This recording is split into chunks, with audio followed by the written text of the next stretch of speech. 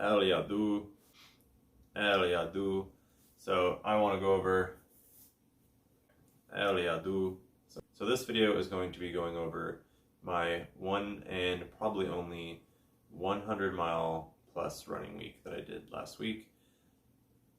If it wasn't on Strava, it didn't happen. I will be going over how it made me feel, stress, mental stress. That is not conducive to hitting a really big target goal like that. So try to keep that mind over matter. It's not, as long as you're confident enough, that it will hopefully keep the stress at bay, which is only going to have a mental, like physical, depleting toll on your already really stressful physically week. And throughout the week, it was a lot of new pains, especially on like the bottoms of my feet, were something I've not encountered before. Like, it was kind of hard to walk throughout the week as a worker. So, or just as someone who works full time and who's on their feet a lot, especially on concrete that humans are not meant to be on. My doctors told me that. So humans are not meant to be on the concrete. So probably the most common surgery is knee surgery. So that is not, it's just, you're already working a lot and trying to run 80, if you've never done like 70, 80, 90 or 100 miles in a week, it's gonna be that more of a physical toll on your body. So keep that in mind. I had an extra day off of vacation, so I only worked 4 8-hour shifts during that week, during that training load block for the week for this next marathon coming up on May 7th in Humboldt. I'm going to be running the Avenue of the Giants marathon. So yeah, that's kind of what I'm getting prepared for. So I am getting prepared for. So I've already started my taper process, and like I said, you're going to want to hopefully not be working all 5 days that week. So do that. Run High by Runner and Off-Field. Run High, movement made happy. So love this hat. That's one of the tips I would like to go through for this video, and this video will probably be the last video I record for the YouTube channel on my old S10, Galaxy S10. This will be the last time I'm probably going to be uploading a video through it. I have the purple Galaxy S23 waiting at the store, so I'm just waiting for the cases and stuff to come through the mail, so I have something protected. I don't want to bring that home and drop it like first day, so I gotta be prepared.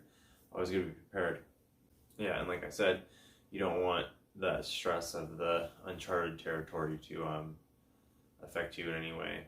So just, if you've been putting in the work, make sure you're doing your stretching, and also after your runs, something I try to do was eat nutrient, like I go do like a scoop of turmeric mixed with moringa powder with like juice to stomach it down, and just eating anti-inflammatory fruits.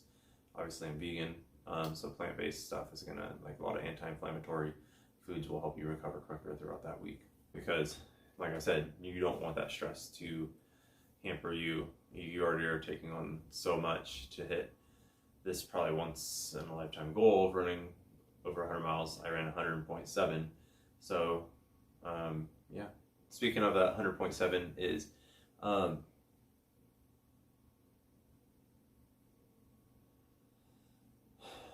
one of the things I kind of did was get a pretty good long run mixed into that.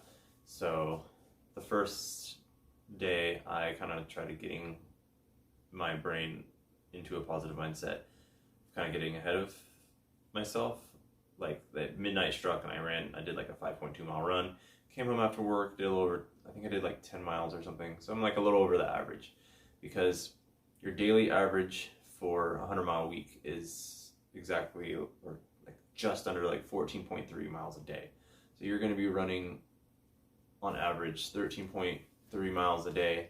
And so if I ran, since I ran 100 miles, 0.7, it was 14.4 miles a day. So I incorporated an over 18-mile long run into that to bring that daily toll down. So like the first 4 days, I want to say, I hit over the average of, like, I ran over 14.3 a day. So the next 3 I wouldn't be as bad. The last day, which I'll screenshot and put on the end of the video, I only had to run like, I think I did like, it was over 10 miles. I think it was 10.6 or something like that. 10.7 something. And so that brought me to over 100. And there's not really any benefit of going from like, from what I've heard, there's not really any benefit from like going to like 95 to 100. It's just hitting that like triple digit number has been a goal of mine for a while. So it'll give you some confidence for sure going forward. Like I did that. Like it was definitely one of the hardest things I've done as an athlete. And so bringing that total down, like even though you're already like just coming home and wanting that day off for that kind of week, for someone that's not used to that, like me at least, especially coming from more of a cycling background the last 7 years versus running, like, you know, running here and there throughout the year versus like taking it seriously for the first time last year. And will give you confidence, like, okay, I don't need to go do 14.3 today. So I I know it sounds, you know, like 12.2 today to like add to my daily total, to like feel like I'm putting more in than I'm gonna have to take out for the like a longer run at the end of the week where I'm already just like exhausted. And you know, the last couple days it's within reach. Like the most miles I ever did before this was actually 75.4. So once I hit the 5th day, which was, I got like it was like 76 miles or something like that, I was excited, like, okay, I've already done the most on like my 5th day in the week, and I still have 2 days left. And so that kind of kept the momentum going. And then so like the second to last day, I only needed like 2 runs of like, it was under 12 miles. And then so the second to last day, I did another half marathon because that was my extra day off I had.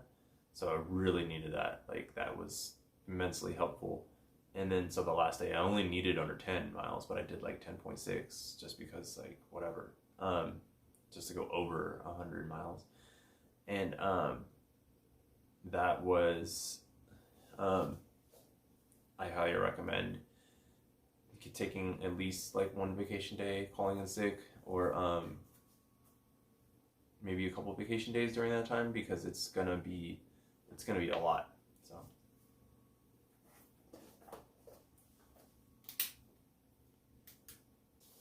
if it's not on Strava, it didn't happen. And also, if this is gonna be like a huge week for you, I would probably try to stay away from doing like a ton of elevation in this week. I ended up doing over 2,400 feet of elevation within the week. I don't know, so that would be like on average over 300 feet a day. Some of them were like just unintended, going to like kind of a senior living space in Oakmont. There was like way more hills than I anticipated. So on one of the runs I did, it was like a 14.6 mile run. I ended up getting like, I think it was 810 feet of elevation. You have to look at my Strava to to go back and look at that. I think it was like 805, 810 feet of elevation for that run alone. And so not only was it 100 miles, but it was, you know, pretty solid amount of elevation through that. So I would probably stay away from doing like anything like too crazy, trying to hit big elevation days, like really big elevation weeks as well. So that makes me feel good that I was able to do that within that time. So yeah, there's that. Speaking of not trying to do too much, also try to stay away from doing a lot of your miles within like zone, or just avoid doing a lot of miles in like high intensity miles, a lot of like threshold runs. Like try not to do a lot of your speed work during that. Pretty much most of those miles, they were all pretty much under, there might have been a few like over 9-minute average pace, but they were all under 9. They were like pretty much all within the 8-minute range, somewhere in there. I had like some under 8 as well, but it was pretty much, those miles were just like good, pretty decent quality miles around like the lower to higher 8 range. Because you want to keep your, you don't want to be upping, if you know you're training for a race, you don't want to increase your rate of injury like substantially higher, significantly higher. So I recommend doing a lot of that, just building your base, like building like a good strong base for your runs, for your upcoming event, not doing like a lot of your speed work within that time. I mean, yeah, you could make the argument that, I mean, I was probably being a little risky, being a risk taker, gambling a little bit, by going over 100 miles within a week for injured, you know, if I'm talking about like trying not to get injured, but that it's gonna do wonders for your confidence and your training base of just that base of your cardiovascular fitness, so that you're gonna be able to unleash on that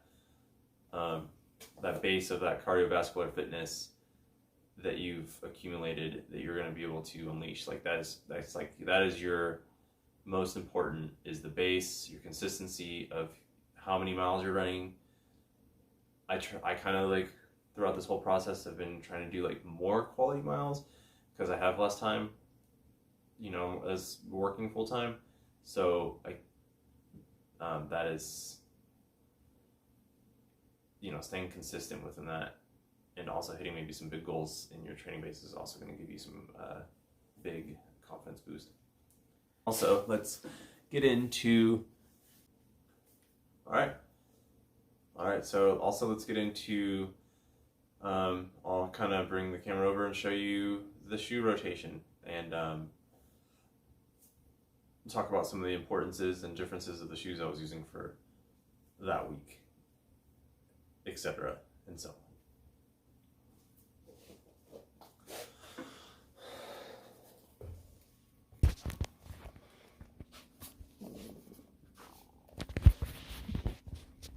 Okay, so let's go through some of the shoe rotation.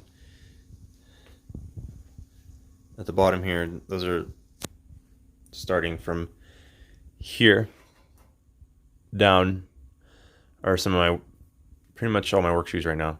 I'm going to do a separate video on rotating through my work shoes. There's a recycling program I'll do a video on that will send you a bag and you send the shoes out. So they recycle your running shoes instead of going in the landfill, and you get $7 per pair that it's linked to your email. I will go over that in a separate video. So I just got rid of a ton of shoes in that bag. So right now this is kind of my current shoe rotation, and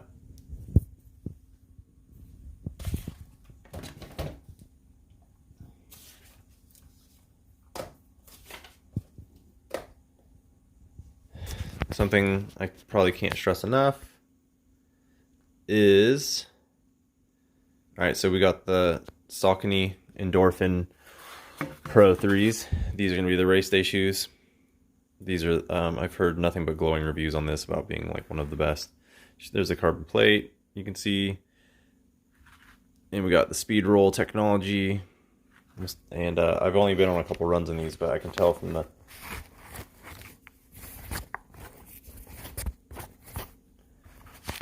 And I've only been on a couple runs in these. They're really quite the buttes. I love this red and gold. Reminds me of Pine Nut Peeny Weeny.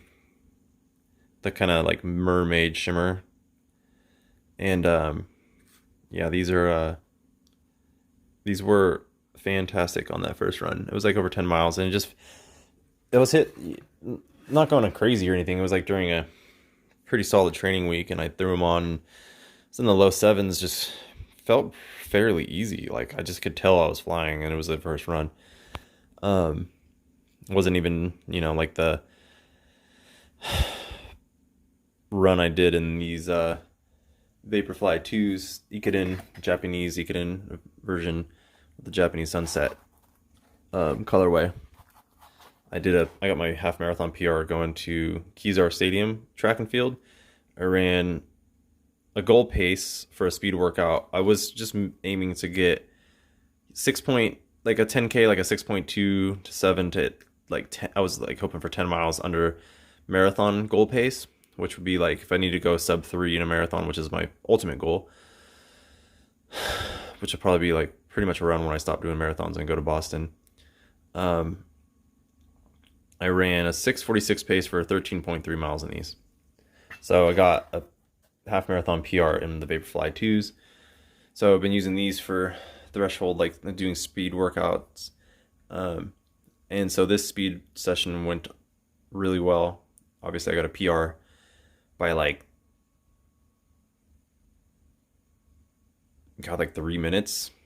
So, I got a PR by like 3 minutes in the Vaporfly 2s.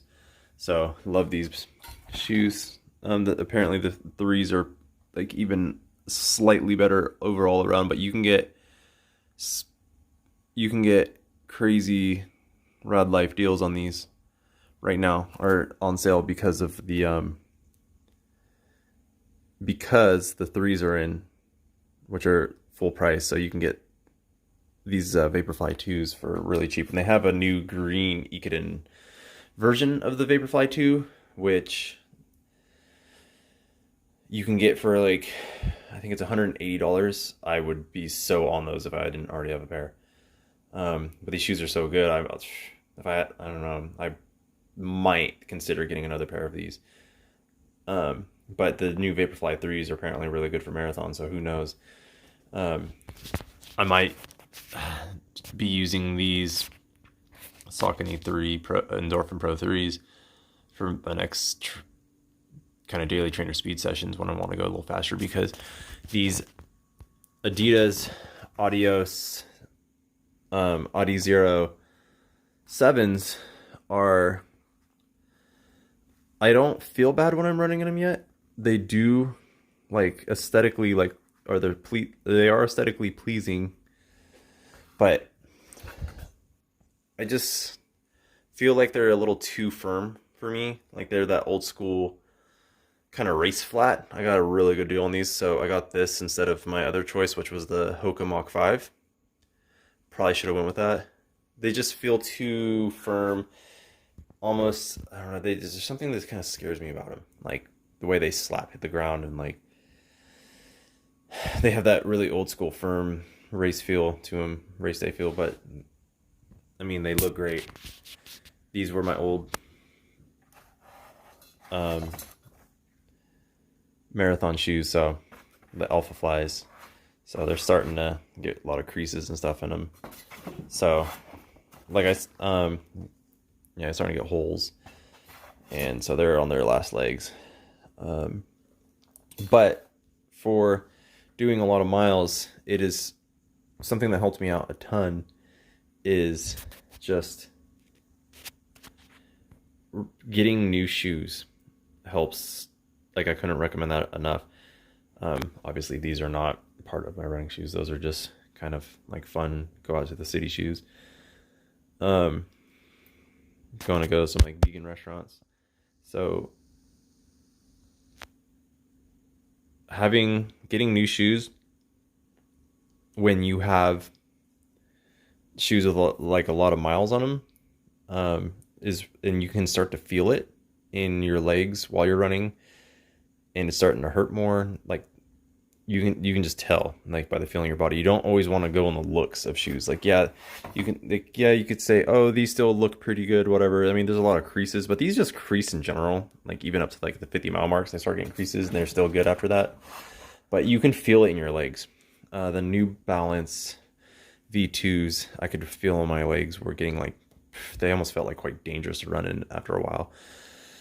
Because I was trying to get into a certain mile mark. Same thing with the A6 Nova Blast 3s. And I got them over 500 miles, and like, you could just start to feel it. They did not have the same cush, same pop spring. Like, you just didn't feel, like, when you start to hurt more, you feel it in your legs while you're running. You don't have that agility, that Joey the Jackalope-ness, and it's harder to recover, and you're starting to feel it in your recovery. That's when you know it's time to replace. So I got a bunch of new shoes to replace some of my old pairs. New race day shoes. I've been using these for some of my longer runs, and through my training weeks. I probably only got like, I don't know. I know I have less than 100 miles on them probably. Like, I probably got like another 50. Then I'm kind of just gonna use these up on, and then these I use sparingly. I'm gonna get the Mach 5s. These, they go on a trail. I didn't use these once. These are the, I can't recommend these enough for trail runs. That like wide kind of bottoms and stuff, they really grip. Like, they're just the best. Like the mountain bike shoe of grip of trails for running trails. And these A6 Nova Blast 3s, the light show, the glow in the dark version, like they pop more at night for those night runs. Where there's less traffic or it's easier to run. I love running at night because of that reason. You're way more free and it's not as hot. It can be really cold depending. These are just great. I use these a lot. I've used these on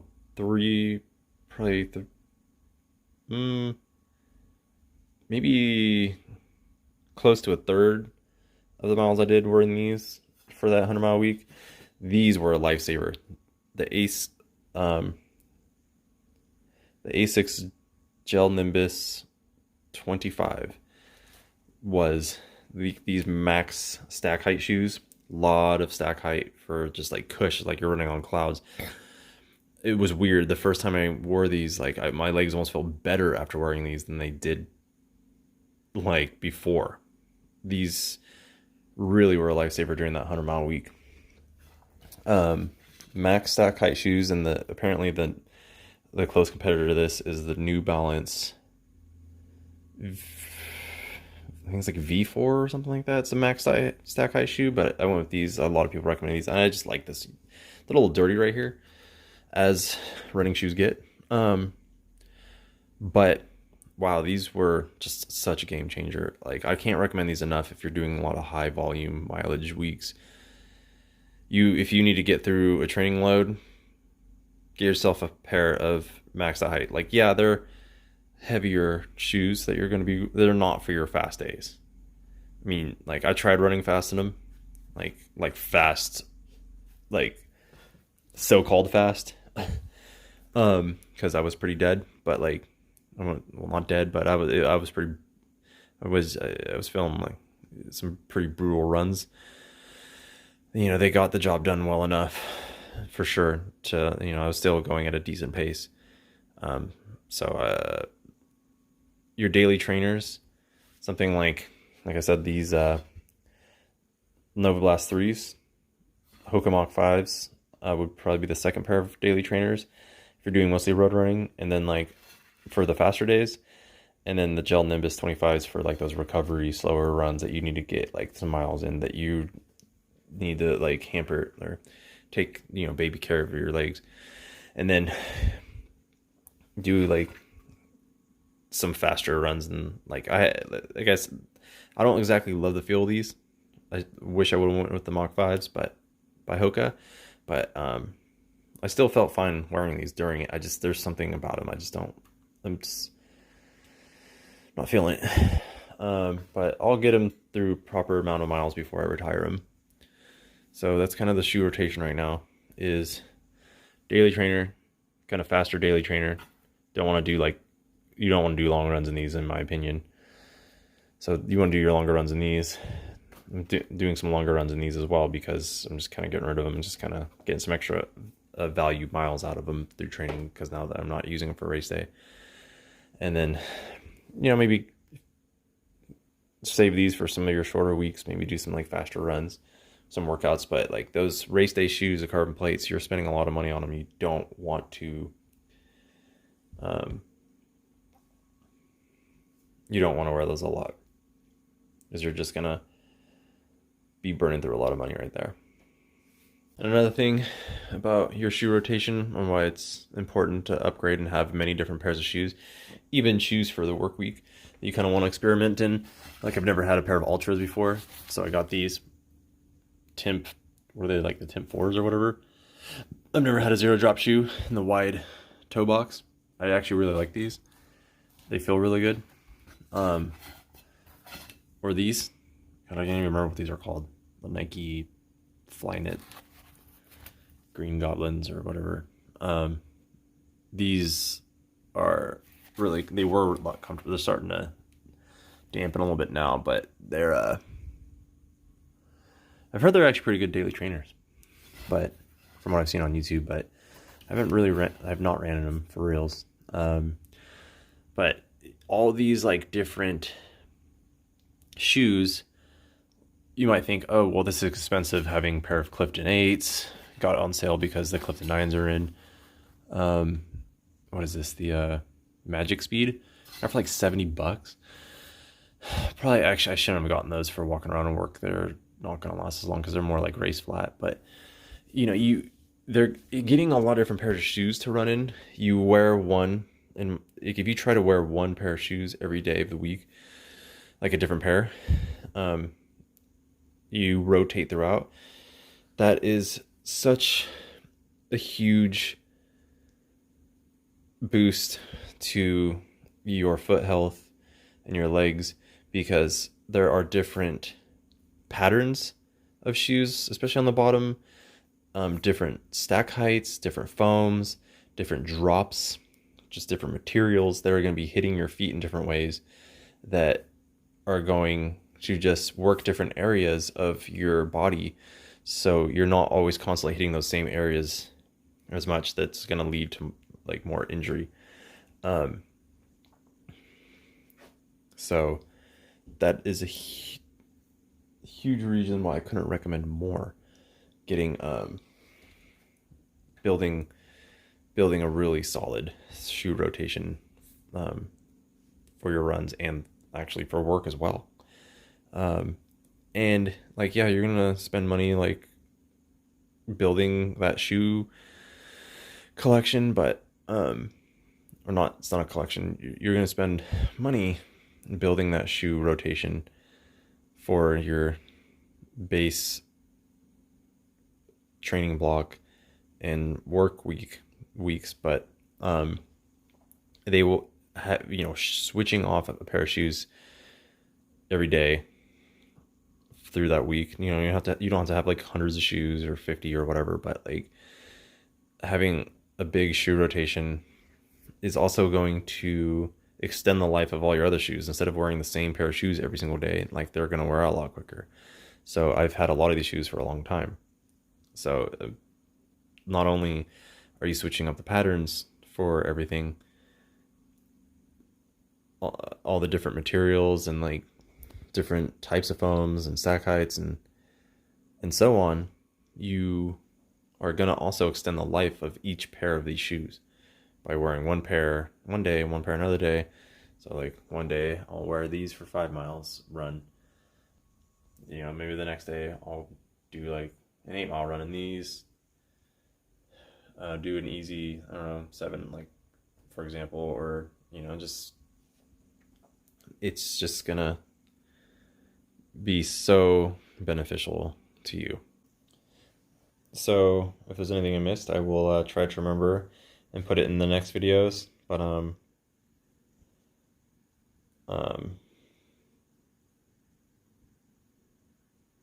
jot some notes down and make some more videos on that. But another thing before we go is something like a massage gun.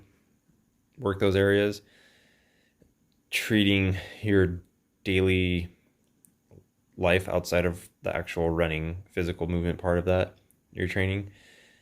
Getting your stretching in, especially during like a really strenuous week. The massage gun, you know, some people like foam rolling. Some people, you know, I have this for rolling on the back, and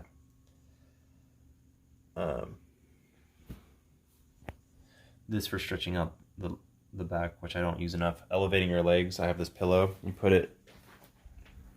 can put it up and like put your feet up on it and like elevate your legs for some time. So yeah, those are, I guess, some other small tips to add in there. Elevate the legs, stretch for recovery, kind of treating like not just your running as training, but outside of your running as training in your daily life. So again, stretching, the self-massage, massage gun, the way you eat, and for recovery, elevated legs, stretching, massage gun, just stuff like that, it can help. So, and if you also, another big tip for runners is get a bicycle. Like I said, I've said this before, I'm pretty sure, in a video. If you're injured or you're starting to feel pain, do a day on the bike. I can't, like, that has been tremendous. You're still getting your cardio in. Like, yeah, you can't fully replace your running with a different sport like cycling, but getting on the bicycle is a tremendous benefit to your cardio, to get you off your running impact for a day or two, even a week, whatever. That will help you get back to your running schedule while still staying fit, getting that itch out, going on some really fun, fast adventures that like you just aren't going to get by running. You're just going to cover way more land and have weight. Like, it's just so much more fun. So, you know, get some bike session in and recover that way as well. And it'll help you get back to a stronger work week for your efforts, your running training block that you're coming up for your next event. Sometimes just taking that one day off, it's not going to kill you to replace a day with cycling, or 2 or 3, which will help you bounce back strong for running. And that's gonna do it for this video. I think next vid, maybe we'll talk about my 2002 marathons I ran and kind of what the vague memory is on those, for like how I kind of took those on. So, and adios, cool muchachos, senoritas. All right, everyone. You guys have a nice, good one. You have a nice, good, great one.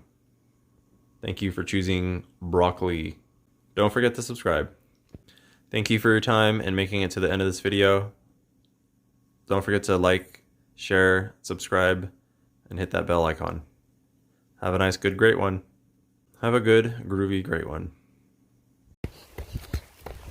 Secret passageway from Howard Park, Annandale to Oakmont.